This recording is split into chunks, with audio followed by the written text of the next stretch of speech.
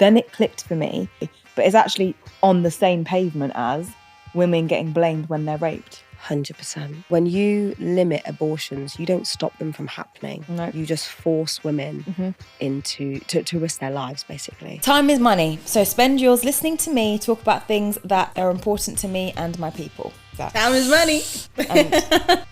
Hello and welcome to Maya's Minutes. This is the 6th series with the stunningly great Miranda, and we are on the 3rd episode. I appreciate you thus far if you've come to all of the episodes. I recommend you go back and listen to every single series and every single episode in the series, especially this series. Trigger warning, we are speaking about a very serious and controversial topic, abortion. So please be aware if you continue to listen, and if you would like a little reminder of what we spoke about last episode, there's a little snippet playing now.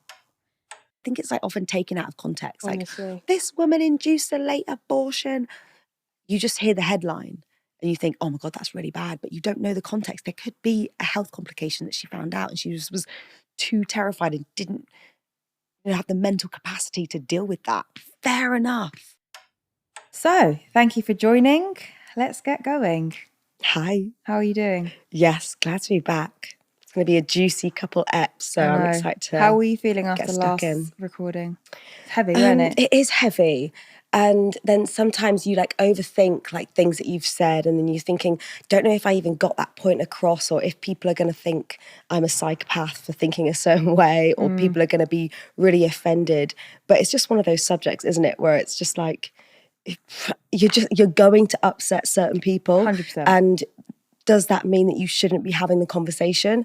I think absolutely not. You've got to have these conversations. I totally agree. Exactly that same. And I think as well, like, I was quite alarmed. I don't normally, but in between us recording, there's about a week difference. And I shared on Maya's Minutes Instagram that I was recording this series with you because I wanted us to get people's input and like, what questions do you have? Where are you with everything? And I was quite alarmed that I felt like a lot of people were shy to ask or speak on this. And that to me just proved even more that we need to have it. We need to have this conversation because otherwise, how else are we going to get past, the shame, feelings of like fear, judgment, and all the negative stuff that we need to talk about. And I was very alarmed when I did research and to how little research there is. There's just not really any studies done to any of this. It's like, okay, we know how many people get abortions, but even how it was written, that I found this study of this, I think it was based in Scotland, and it was like this amount of babies killed by abortion, this amount of mothers killed their babies through abortion. The language. Like, why are you saying it like that? Do you know what I mean? I did find as well that the highest percentage of abortion was with girls under 20, which was quite sad for me because I feel like all the experiences I've had of friends who've had abortions have been that age, under 20. And in those cases, I've seen the long-lasting effects it's had on them. But then it also made me think of you when you were saying how the ones that you had when you were a teenager were not really didn't really have much of a psychological effect on you because you were so like, I need to have this is it kind of thing. Whereas the one that you've had slightly later in life is the one where you say you did grapple with it and there was a lot of like, should I, shan't I, guilt and that kind of stuff. And then I also found something that was really interesting to me, which was that if women had a wanted, quote unquote, abortion, then there didn't seem to be many psychological lasting effects. It's when it was unwanted. And I know you were just about to say, how do you quantify unwanted? Yeah, what is an unwanted abortion? I guess some women are forced into having an abortion, say if their partner is forcing them into it. I'm assuming that's what they mean. Or do they say it like they're just unsure about whether they want it or not? And do they class that as an unwanted abortion? Yeah, so when I read that, my first thought was the first thing you said, which is that you want this baby, but your partner is not, in some cases, not even partner, person who you had sex with is not on it. And therefore you feel pushed and bullied into it. Also, I feel like it's a thing where, because you, at the point, it's so circumstantial. You could have been pregnant under 20. You could have said, do you know what? I'm not going to have this baby because there's other things I want to be doing with my life right now and I can't do this. You then have the abortion. You have as any woman would, feelings of, just whatever your feelings are. Maybe you feel a bit guilty. Maybe you feel like shocked. Maybe you feel just overwhelmed, whatever it might be. You then may not do some of the things that you said or thought you were going to do, which was the justification you had to yourself as to why you were getting this abortion. So if you said, I'm not going to do this because I want to go traveling this year, and then for some reason traveling didn't happen, you might now feel, oh God, I should have done it, kind of thing. So I guess that leads me to my next question, which is, how do you know this is what you want to do? So how do you know whether having an abortion is the right or wrong decision? Yeah. And I remember in the last episode you said, there is no incorrect decision. So whatever you choose to do in that moment, you chose to either keep the baby or you chose to have an abortion. And that served you correctly in that moment. And I think if you start thinking of like there's a right or wrong decision when you're making the decision to have an abortion, it makes it so much harder. So you have to get rid of that notion altogether that there is a wrong decision to be made. It's not like after you take this action, on the other side of that action, suddenly a door opens and it tells you wrong or right. It doesn't exist. The decision has been done. It's been made. You can't undo it, whether you keep the baby or you have an abortion. You're there now. Yeah. So you made the correct decision in that moment. And it's just about receiving the correct support afterwards, I believe. Just know that like a lot of women listening to this are going to be comforted by that because it's true. It's everything you just said is 100% true. Like, you cannot do anything to undo this. No. All you can do is work through whatever you're feeling right now. Yeah. So how do you do that? Yeah, well, That one is tougher. There are services, right? So as soon as you have the abortion or while you're going through that process, you'll get offered services pointed in the right direction and signposted towards people that are there to support and help you afterwards, right? But I think often the mistake that's made, and it happened to me after my birth and after my abortions, you get signposted straight away. And when like you're in the thick of something, you're still sort of processing it. You don't really know how you're affected by it. And then months down the line, you've lost all that information. You don't really know how to access it anymore. So I feel like really what would be super useful is having someone do like a follow-up call with you like 6 months or 9 months down the line, just to check in. Hey, how are you doing after your abortion? Do you need to be signposted towards any services that can help you or support you? Are you being supported by your friends, or your family? Just that follow-up a few months down the line after you've processed what has happened. And I think that would be really helpful. Also conversation, right? Like conversations like this are really important to destigmatize abortions, because really what happens is, say if you're a woman that has had an abortion and you've not spoken to anyone about it, and it was the right decision for you in that moment, but because you've not spoken to anyone about it, you suddenly carry all this guilt and shame, and you don't really know that you're even carrying it. But if you can have that conversation and offload to people or just hear people talking about it, it just helps you to process. So I think the number one thing is opening up that conversation and destigmatizing it. I don't know if we're best placed to answer this, but a question I got when I put it up and said, anyone got any questions, is where or how do you navigate abortion if you are religious? Because I have had friends who have been in this situation where they are religious, various religions, and in their religion, it very clearly states that it's a sin to abort, but they do still feel like God is the thing that's helped them through the whole process. So how do you reconcile that? Where do you go with that? Yeah. And the reason I'm asking is because you mentioned on the previous episode your mum's quite religious. She was brought up Catholic, yeah. She's not like practicing anymore, but she was definitely brought up Catholic. And funnily enough, when I had my first abortion, I was going to church as well. Wow. Okay. I was like a born again Christian. I'm not Christian anymore, but I was a born again Christian at that time. And I struggled with it, I guess. But if you believe that God has created everything, I know not all religions think that, but some do, right? Sure. God's created everything. God puts people in your life to help you through certain things. Then surely you believe that about modern medicine, right? So God has created these things God has created the opportunity to have an abortion, right? He's created modern medicine. He's created these incredibly intelligent people that have, created that process for women's health. And so I feel like I could sort of reconcile myself that way. If God didn't want abortions to exist, he wouldn't have created it, basically. I mean, I'm not religious. It's difficult.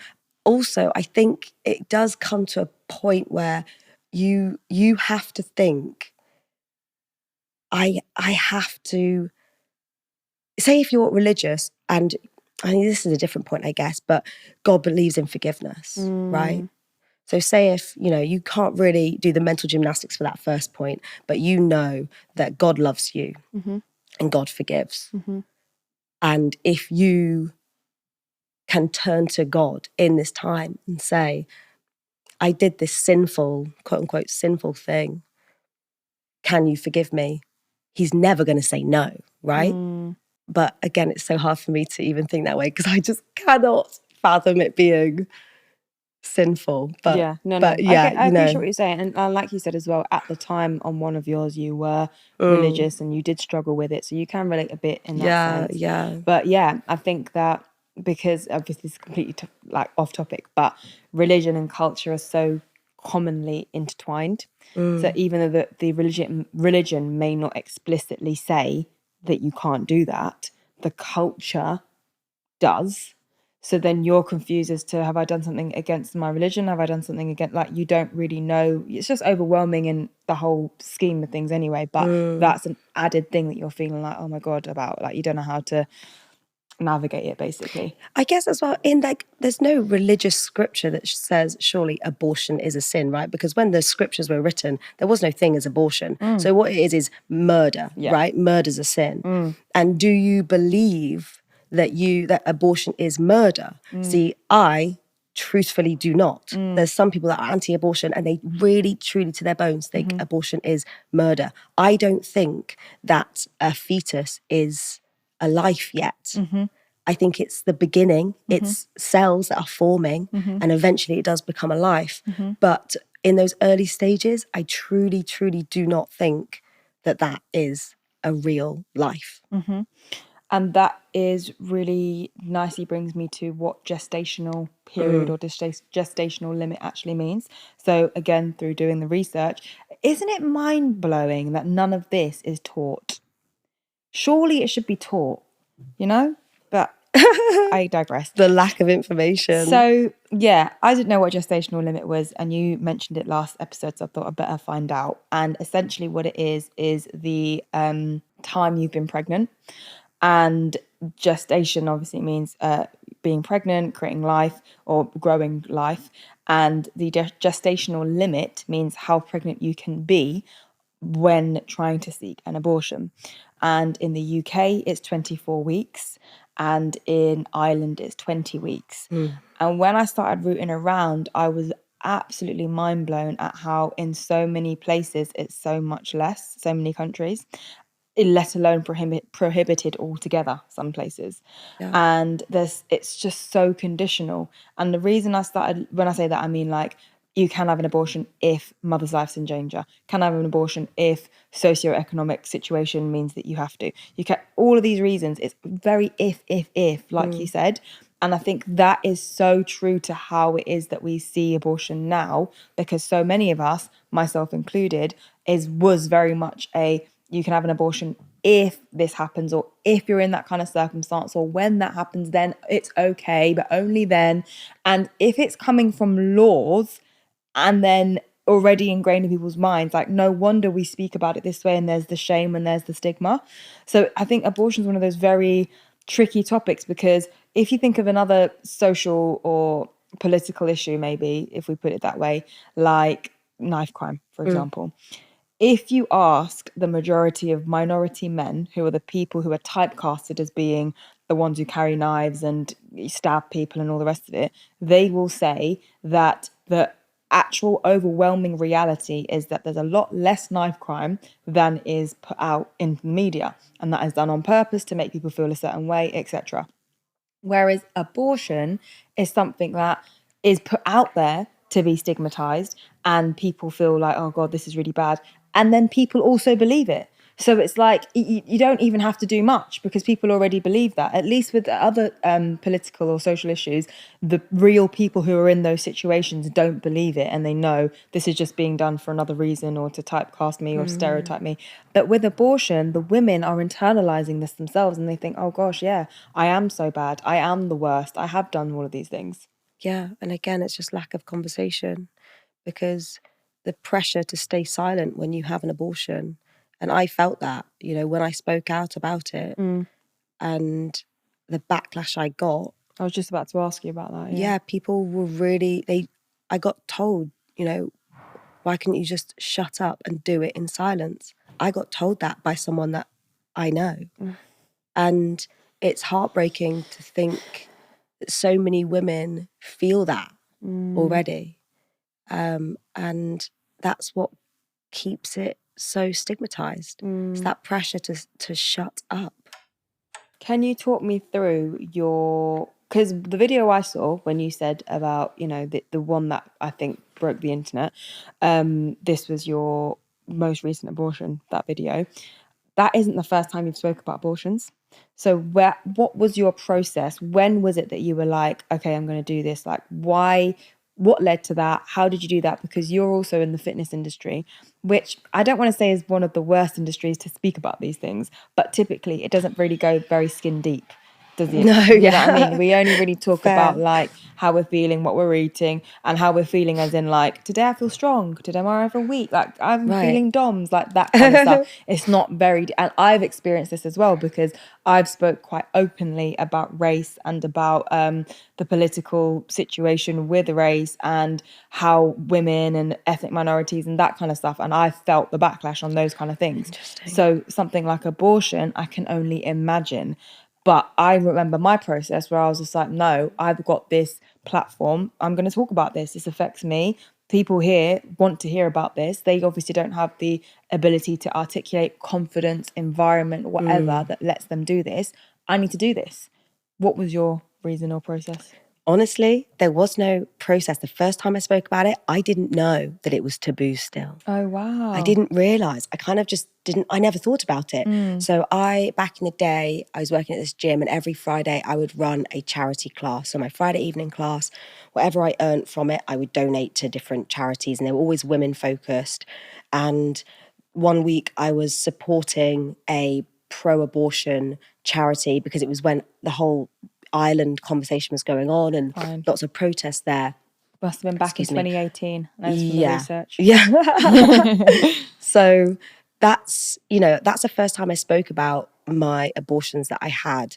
And I received a really overwhelming amount of support from women and men turning up to that class and donating extra money to help support it. So I really didn't receive any backlash at all. I think maybe because I just spoke a little bit about abortions that I'd had when I was younger. Right. I wasn't. So it fitted into people's conditions of when it's allowed. She was a teenager. She's allowed to have one. And look that's what she's fine. doing with her life now. Yeah. So exactly. People were in support of it. And then everything happened with the Roe versus Wade, and I spoke about it again. But again, people are once removed from America, and they think how awful that is, and they can see women's rights being taken away, so they support that. Yep. And then the next time I spoke about it was, when I was in the thick of it, and I just thought, okay, I'm about to have this abortion. I think this is a good time to speak about it. I was very nervous because I knew it was different. I knew that I would be expected to keep this baby. Right. So much there. The first thing is the actual video was so confronting for someone with my kind of mindset, which was limited at the time, because you were speaking so casually. And I've been so indoctrinated to think you should be so ashamed. That was it. And you were like, yeah, not for me. Nah, this isn't the best thing for me right now. And I'm not going to do it. Unapologetic. And it was so like I said, that's why I wanted you to come on, because I was so moved by it on so many, like through a course of a week, I watched it like 17 times because each time I had a different reaction. The first time it was like complete shock. I just couldn't even breathe while watching it. The second time I was just like, oh my God, but like the third, like surely, like, you know, all of those like judgments. And then the next time I was like, but what is she saying that's wrong? Everything she said is right. She was at risk. She didn't want to do this. It's a massive thing. Look how she parents her child now. She's going to want to do that again, if not more, for the next one. And if she feels she can't do that, why should she not? And it was just, it really took me on a journey. And obviously, if you haven't already, recommend that you watch it. But so question, sorry, before I forget, like I had a lot of people say that to me. You're saying it so casually. You're saying it just like a sneeze. What do you want from me? Do you want me to be sobbing? Yeah. Will that make you feel better? Yes. Like, do you want me to tell you how ashamed I am, how guilty I feel? Like, no, I'm not going to do that. I say at the start, this is a difficult decision because I could do it, but I just don't want to. Yeah, that's the thing, the want. Yeah. People are like, how dare she listen to what she wants? This is what you have to do. Like, that's what it was. Yeah. It was, and this is why it's so important to normalize, because it's true. Yeah. Why should you feel? I'm not a baby making machine. No. I've got more to give. I've got more to give in my life than just popping out babies. And the number one thing people will say, well, just use contraception then. Hold my hands up. Fucking yeah, babe. Should have done that. But what I say is, everyone makes mistakes, right? Shit happens all the time. You fuck up. You make stupid mistakes. Should you then live facing that mistake every single day for the rest of your life? Should you, because you fucked up, then bring a life into this world? Like, absolutely not. And everyone should have the chance to put that right. You gave the example of how when you get a cold, no one says to you, well, why didn't you wrap up? Why didn't you take this? Why didn't you that? Why didn't you that? And when you said that as well, that was another like tick in my growth where I was like, yeah, you're right. The amount of times I've done stupid things that I knew could lead to me getting in, hurt or ill or blah, blah, blah. And when that happens, do I get told off? No. I get comforted. I get health support. I get whatever I need. Why is it in this case? This is what happens. And it's just, when I saw that you posted, then it clicked for me that this is only... I was going to say it's only a hop, skip and a jump away, but it's actually on the same pavement as women getting blamed when they're raped. 100%. Yeah. Yeah, it's so easy to blame the woman. When women are like, it's still, so we're so far with that. Like, we're still so far. The concept that you can be a woman and even be in the middle of doing something intimate and then say, I don't want to continue. And then if it is, or you have to, or you're made to, that being wrong is still not something that everybody knows. Do you know what I mean? So it's like, we're so far away with that conversation. But the fact that no matter what, it always comes down to, well, what was she wearing? Why did she go down that road? Why was this happening? Why was that happening? Is just like, you've had an abortion. Well, why didn't you wear contraception? Why didn't you take this? Why didn't you take that? Why did you talk about it? All on you. And you're going through this really traumatic thing. Why is that not understood? Yeah. But I'm saying that as a person who's been in that situation, who did watch that and think, oh God, third, like, you just can't help but think it's irresponsible when you hear the number. But then you're not thinking of the context, like you said. You were on contraception the first 2 times. You were under a certain age. It's not like, and as well, we have the contraception blame. We all know the very poor guidance we have on contraception. It's not like anybody sits us down and explains what we should know, which is, you know, things about cycle, things about you specifically, how to track your periods, what that means, what that fluid means, how to have the conversation with men that maybe you should put a condom on. Am I allergic to latex condoms, as most women are? Like, how do I do that? Like, there's so much that we know, but we still go straight to, why didn't you wear a condom? Or why didn't you do this? And it's always the one that, like, most people don't wear condoms, let's be honest. Like, we just don't. So why is that what we're saying we should be doing? Because you wouldn't do that. No. You probably wouldn't even take the pill. You probably don't even want to do anything. Nobody wants to do these things, but we do it. And then if somebody has an accident like you did and was unlucky like you were, we jump down their throat. Yeah. There's so much judgment. I feel like the world in general just needs more compassion towards people. It's so easy to like look and judge and say, well, I would do this, or I do this and you should be doing that. There's context to everything. Another question that you got was, how do I start this conversation with my friends? Yeah. It's difficult, yeah. So say if you've had an abortion and you want to talk to your friends about it.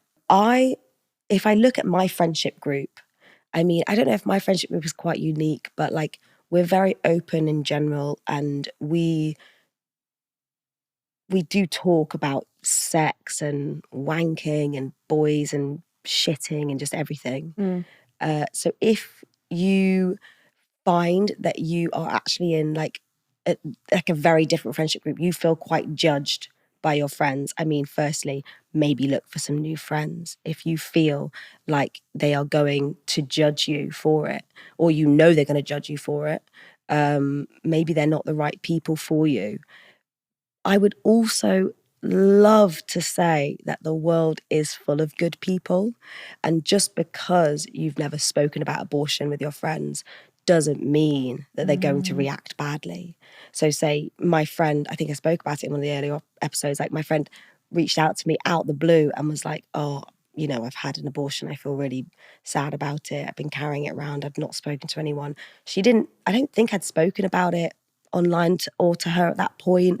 But she felt like she just wanted to say it to me, and we had a really lovely conversation. We were able to support each other. You never know what kind of reaction you're going to get, but I would say the majority of people that love you will support and understand.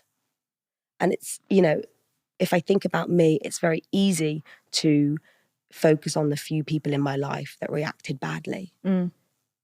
95% of them reacted with love. Okay, that's good to know. Yeah, that's really good. Coming back to the video, do you feel like, not even just the video, every video you've done around abortion, do you feel like they've done what they're supposed to do? I think so. I think they've started conversation. And they've done more than that, because I didn't realise how important the conversation was until I got the reaction. And I thought, oh, this is a really important conversation to be having, and you can't get lazy with it. So I think they did more. They started a conversation with people that I feel like were receptive to it. And they showed me how much judgment there still is, and how important carrying on that conversation is. So yeah, I would do it again. Will you continue to? Yeah, absolutely. I'll be at every march. I'll be talking about it online. Yeah, absolutely. I think it's like, you know, we all have those causes that are like close to our heart. It's race or, you know, politics or Women. But abortion will always be one of those that I will be shouting about, because I cannot live in a country where the limits get tighter on women. I can't live in a country where those rights are taken away. No, and when I was doing the research and looking at countries in Africa, which is obviously a continent, out of the 54 countries, in 10 of them, abortion is not permitted for any reason. Mm. In 2022, there was a law passed in India that married women were allowed to have an abortion up to 24 weeks, but single women were only allowed to have an abortion up to 20 weeks. Because I suppose the logic there is, if you're single, you shouldn't really be having sex anyway. What is the logic in that? We're going to make you suffer the most because you should be hot on it, and like you get less rights, basically. That's and basically so what that it is. law was passed in 2022? So the law in 2022 now is every woman, regardless of single or married, gets to until 24 weeks. That is so, right, okay. And that was only up till 2022, that was still the law. And this is the one that really surprised me. Anytime I look at like world news, my first thoughts are India, what are they saying about it? And the Caribbean, those are my two areas, because that's my heritage. So I need to know what they're on, basically. And the Caribbean, specifically, I'm half Trinidadian, so Trinidad was I was most interested in, only permit abortion for women's health reasons. Right, if their health is at risk. Right. Right. But Trinidad, St. Lucia and St. Kitts include, when they say like women's health, mental health. So that was, I guess, good. However, I was still surprised that it's like not just any reason. It's not just, no, it has to be deemed by a doctor as this is going to put the woman's health at risk. And if that doctor is anti-abortion, exactly, then how do they quantify that? Absolutely. Then their option is to travel somewhere where it's allowed. And you're wondering, where is it allowed? There's only 2 Caribbean countries, which is Guyana and Cuba, where you're allowed to have an abortion without any justification, up to the 8th week of the pregnancy. 8?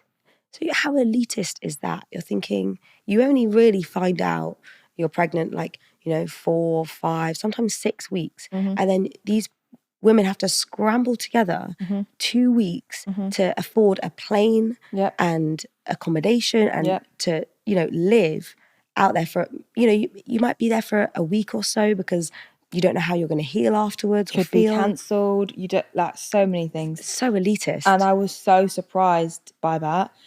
But then I wasn't, because I think about it and I know this is huge, like this is obviously going to cause a lot of upset, but I say what I say. Women overwhelmingly across the world are forced to have children, overwhelmingly. That then raises a generation of kids who were unwanted for whatever reason. Their mum couldn't cope with it, they didn't have enough money, they didn't have enough headspace, whatever the reason.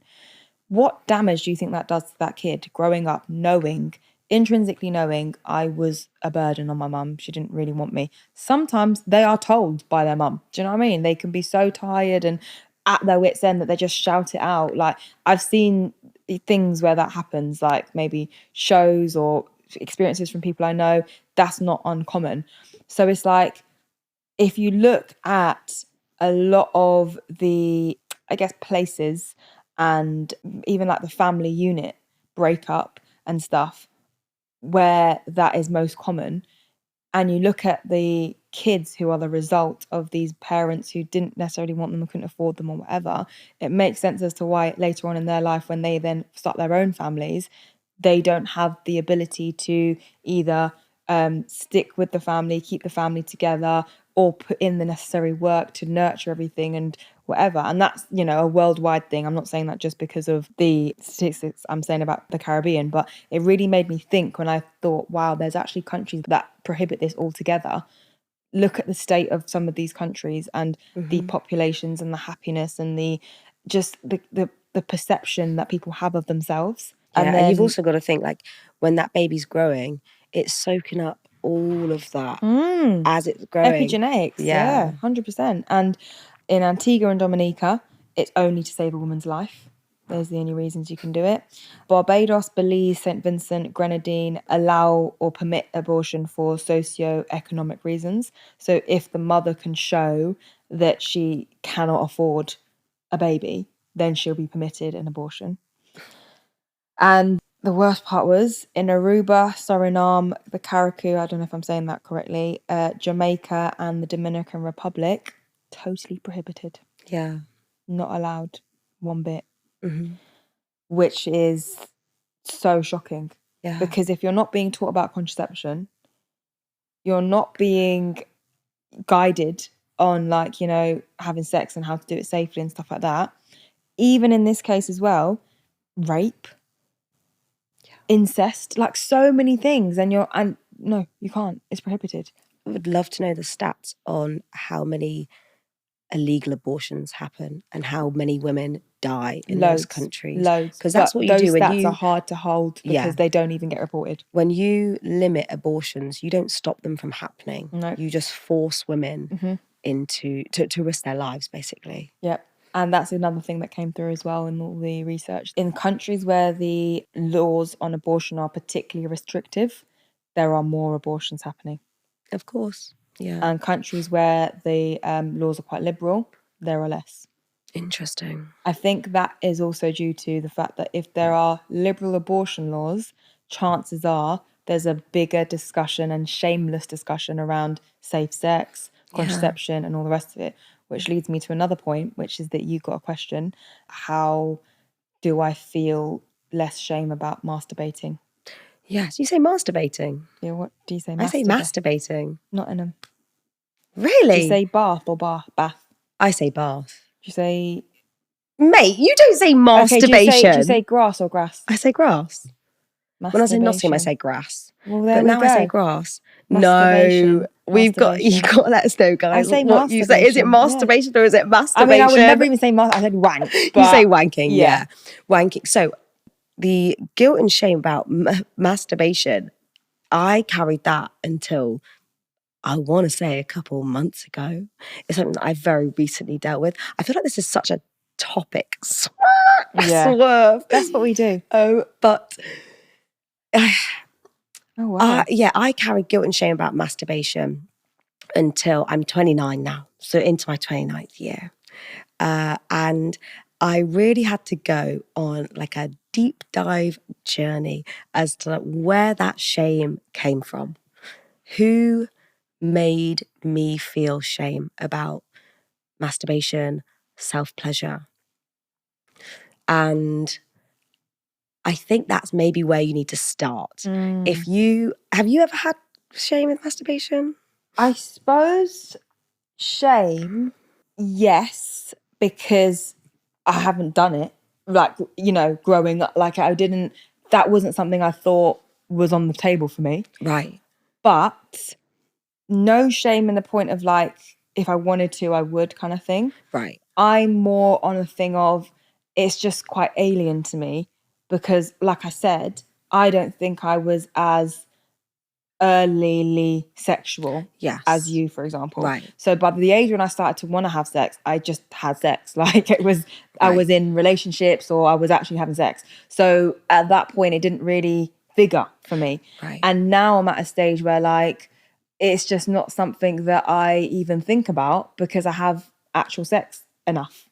Do you know what I mean? Not to diminish the importance, and I'm sure I have got internalized shame over some other things with like, you know, casual sex and stuff, because I'm such a person where I believe that I couldn't just have casual sex because I'm too emotionally attached to the person and all the rest of it. But I believe really the majority of that must be because I've been told so much that you shouldn't have casual sex, you should only have sex with one person and all the rest of it. So I've got problems, don't get me wrong. I got problems. Yeah, but I don't think around that as much, purely because at the time where I would have been most wanting to masturbate, I didn't have the inclination towards anything sexual. So like, but I have definitely got friends, the majority of my friends, who have talked about this and like, you know, even accessing porn and feeling really bad about it, and like this thing where they watch porn and they feel really shit. And I don't know if you feel shit because you've just like had a physiological climax, not from actual sex, or because you feel shameful about watching porn. Yeah, interesting. The porn conversation's different, I guess. We'll get to that because I relate. So how I sort of changed my relationship with wanking was a long process for me. But what I did was I started listening to podcasts, sex positive podcasts. I've actually got a little list of, right. And quick question as well, just before you go on that. This bloody fly, it's buzzing around. It loves us. It cannot get enough, babe. Oh. What I find interesting is that you started having sex or being sexual from quite a young age, but you were not wanking. Well, I think we maybe touched on it in the last episode.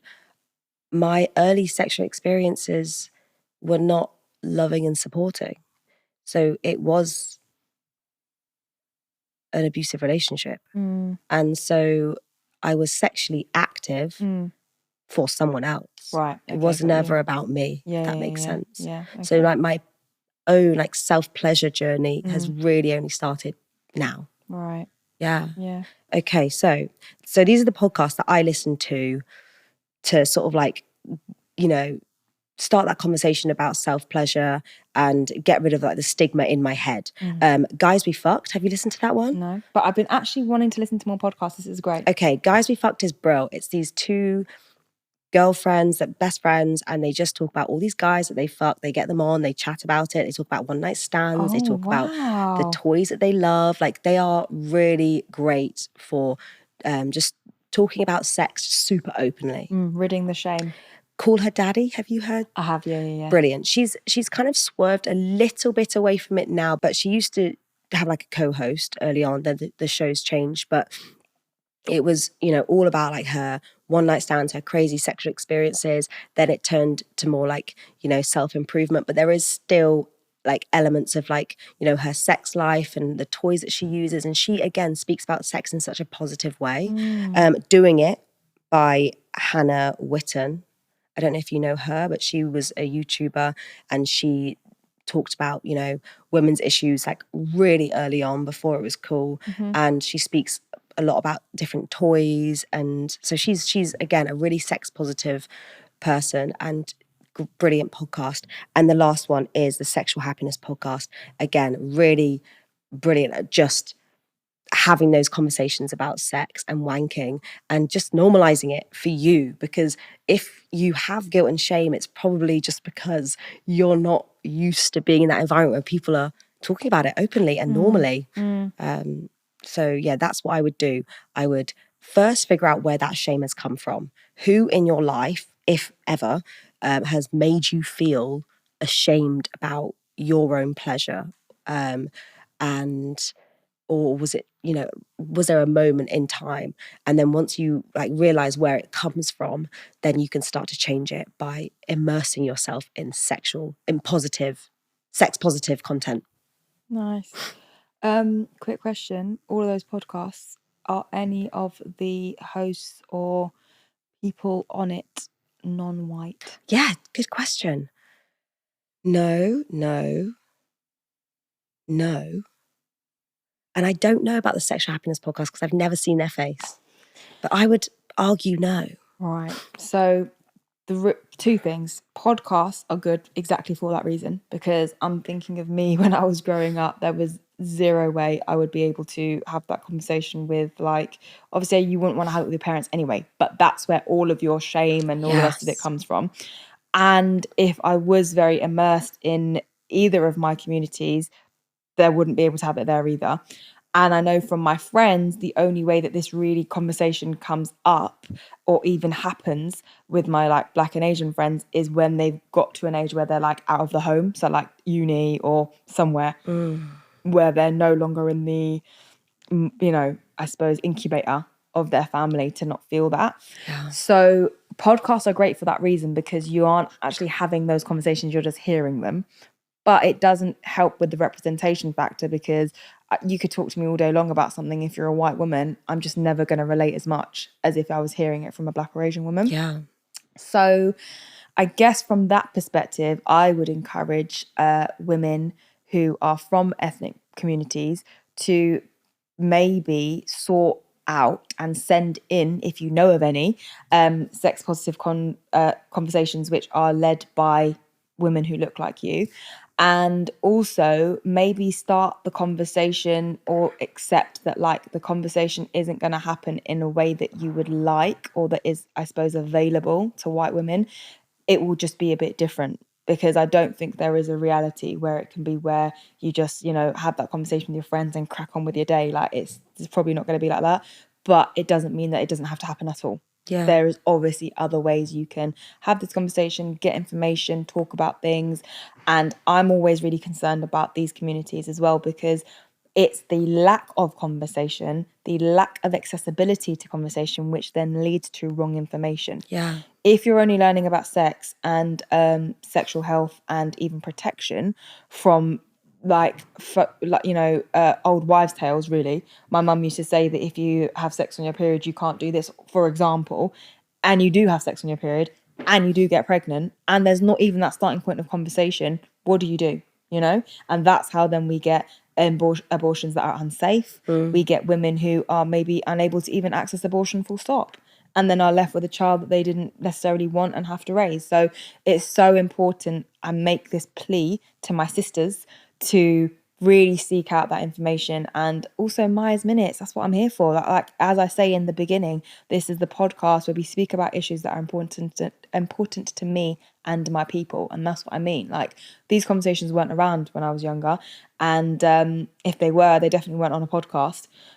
So that's why we're here. Like that's why I'm here, that's why I do this. Even if I can't personally help you, I've got friends who have friends and we can work something out. So yeah, I think that is a nice place to leave this episode. Yeah, awesome. Please join us in the next episode, which will be the final of the series. And please check us out on social media. Please check out Miranda's social media, which is at The Bodyweight Bitch. Yeah.